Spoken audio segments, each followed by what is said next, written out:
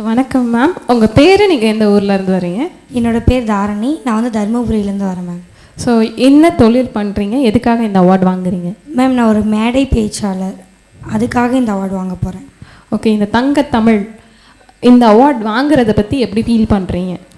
நான் ரொம்ப ஹாப்பியாக இருக்கேன். ஏன்னா இந்த அவார்ட் கிடைக்குமா அப்படின்னு நினச்சிருக்கும் போது இது கிடைச்சது வந்து ஒரு பிளெஸ்ஸிங்ஸ் தான். ஃபேமிலி, அதுக்கப்புறம் என்னோடய ஃப்ரெண்ட்ஸ், என்னோடய காலேஜ் எல்லோரும் சப்போர்ட் பண்ணதுனால தான் இது கிடைச்சிது. ஸோ கண்டிப்பாக ஒருத்தவங்க உங்களுக்கு பின்னாடி ஒரு சப்போர்ட்டாவோ இல்லை மோட்டிவேஷன் கொடுத்துருப்பாங்கல்ல, ஸோ முக்கியமான பர்சன்ஸ். ஸோ அவங்க யாரையும் என்ன மாதிரி மோட்டிவேஷன் கொடுத்தாங்க?